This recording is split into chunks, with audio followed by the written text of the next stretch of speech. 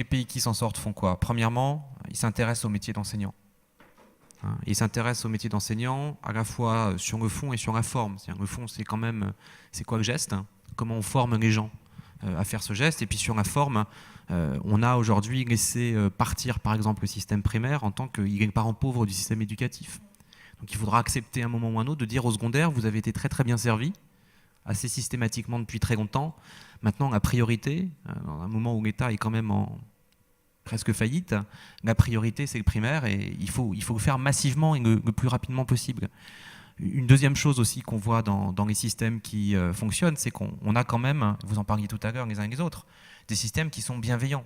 Je ne dis pas que les enseignants sont malveillants, pas du tout, mais je dis qu'effectivement, la question par exemple du redoublement, dont je vous rappelle que théoriquement, il est interdit par loi de 89 à l'intérieur d'un même cycle, la question redoublement est assez emblématique d'une posture, d'une attitude vis-à-vis de l'enfant. Encore une fois, on dit à un gamin de 7 ans en CP, c'est ta faute, donc tu redoubles. On a une école qui n'est pas toujours très enfantine, qui n'est pas toujours très tournée vers les enfants. Je dirais que la situation française, difficile, s'explique, je dirais, je vais reprendre un peu la même chose. D'abord, nous avons considéré pendant très longtemps que enseigner était un art qui découlait du niveau de connaissance du maître. Donc un professeur savant devenait un enseignant efficace. Ça a été vrai probablement quand les lycéens étaient comme l'était le prof quand il était lui-même lycéen. Au fond, il y avait une sorte de relation en miroir, vaguement sadique d'ailleurs quelquefois, notamment dans les classes prépa. Comme on m'a humilié, je vais le faire à ton tour, ça te fera du bien. Bon, mais voilà. Quand vous ouvrez le système, les élèves ne sont plus ce qu'a été le prof et toutes les connivences culturelles. Je peux raconter des histoires. Moi, les lycéens me racontaient qu'un jour, un prof leur dit « Qu'est-ce que vous avez lu cet été ?» Prof de français. Et il y a une gamine qui dit « Ah, j'ai lu un roman de la collection Harlequin. » Et le prof dit « Non, je voulais dire lire. » Et oui. Non, mais c'est pas très cruel, mais ça veut dire que, voilà, il y a des... Bon. Ça, c'est évidemment le premier problème. Il faut former les enseignants. Les pays qui s'en sortent sont pas tellement exigeants, enfin moins exigeants peut-être que nous sur le niveau académique, mais ils considèrent qu'enseigner est un métier. Imaginez, je vous donne un exemple, qu'aujourd'hui, une jeune femme, parce que c'est souvent des femmes, pardonnez-moi, veuille être infirmière. On lui dit, infirmière, d'accord, il faut bac plus 4 ou bac plus 5. Tu fais 3 semaines de stage et zou. Bon, une infirmière, elle fait 3 ans de formation. Ou 2 ans de formation. Elle fait des stages, des machins, des trucs, des piqûres, des machins. Elle apprend un métier. Elle apprend un métier. Imaginez que les types qui fabriquent des Airbus, on ne prendrait plus l'avion. Donc, il y a vraiment... Non, mais je ne plaisante pas. Quand vous regardez, vous avez un vrai problème de qualité des maîtres. Alors, en disant ça, je voudrais bien être clair, il ne s'agit pas d'insulter les gens. De leur dire, il s'agit simplement de dire le métier n'a pas été appris. Nous avons une culture scolaire qui a les yeux rivés sur la production des élites. La totalité de notre système vise à produire, alors je vais dire des choses qui sont des clichés, mais c'est vrai. Les programmes sont faits de cette manière encore. La totalité de notre système vise à produire le major de l'école normale supérieure ou de Polytechnique. Et celui qui est déjà à Centrale est en échec. Je vais prendre un exemple très simple. Ne croyez pas que je plaisante. Il y a 2 ans, il y a eu un débat très étrange sur comment faire entrer quelques enfants, rassurez-vous, pas beaucoup, de classes populaires dans les grandes écoles. Les patrons de grandes écoles, qui sont des gens quand même intelligemment formés et tout, ont déclaré que si Polytechnique prenait 30 élèves de plus, le niveau baissait.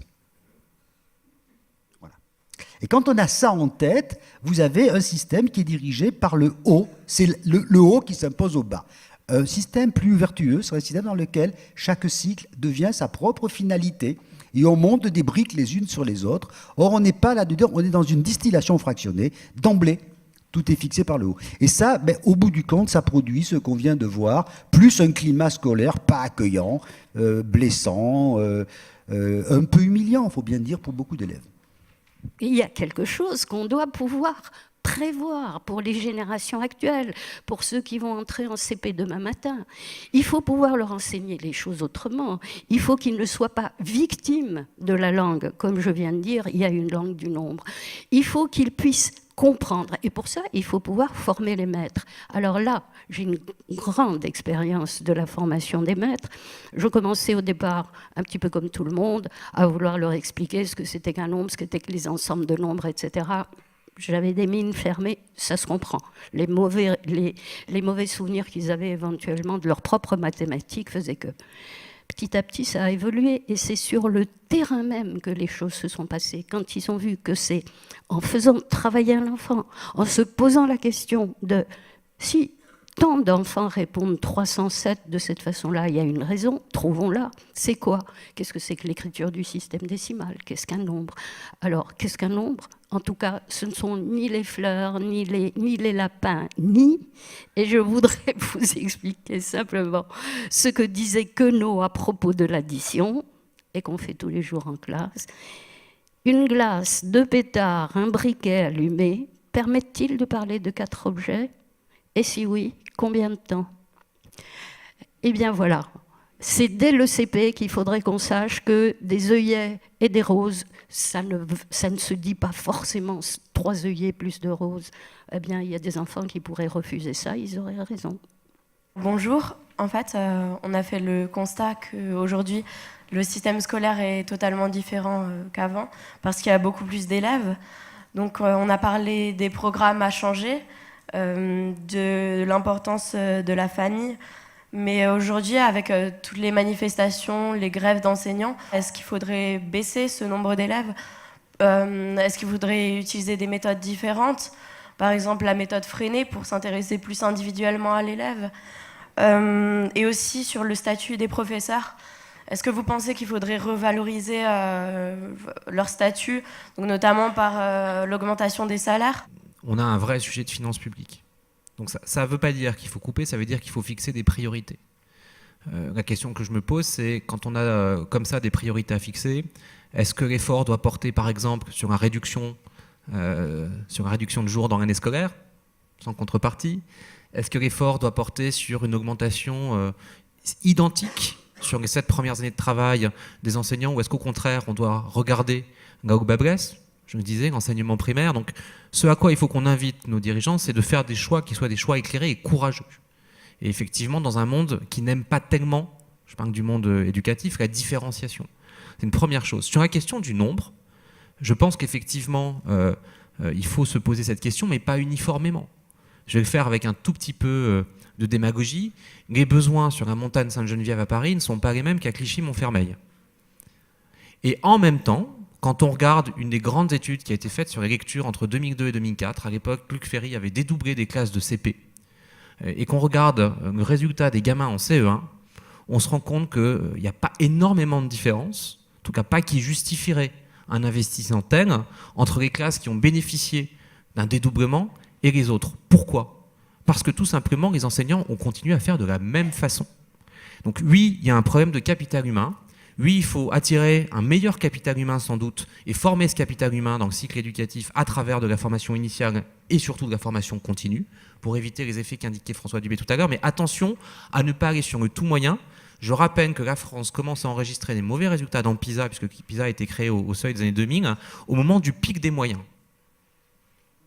Non, très rapidement, sur les moyens, je suis, pour le dire d'une simple formule, tout dépend ce qu'on en fait.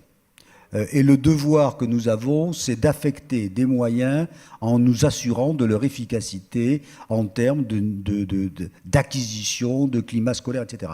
Mais on sait très bien que mettre plus de moyens pour faire ce qui ne marchait déjà pas, simplement, ça coûte plus cher. C'est la seule chose qu'on peut dire. Et ça ne marche pas. Non. Ça coûte plus cher et ça ne marche pas. Donc effectivement...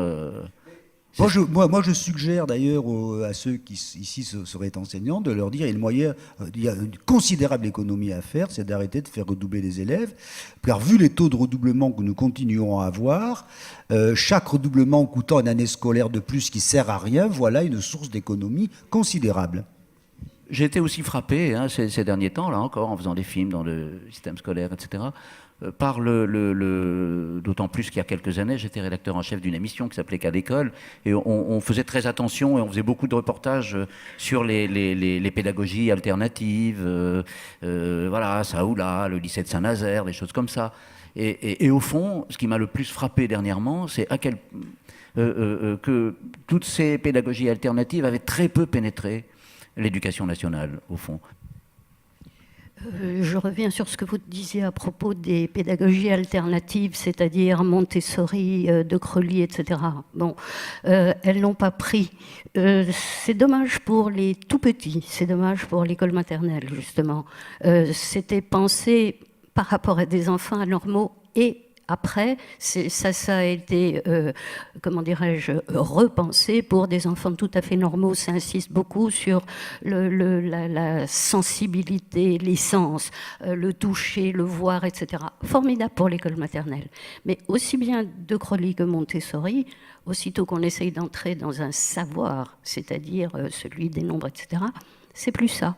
Donc c'est peut-être pour ça que ça n'a pas pris. Dans la méthode Montessori, on travaille avec des perles. Vous êtes gentil avec l'institution. On travaille avec des perles et il faut s'étonner quand on est arrivé à 1000 d'avoir un collier qui fait 8,20 mètres. Voilà. Est-ce qu'on sait pour autant ce que veut dire 1000 ? Donc voilà, il faut prendre ces idées pour les tout petits, mais après penser vraiment à une pédagogie du savoir, ce qui n'est pas la même chose.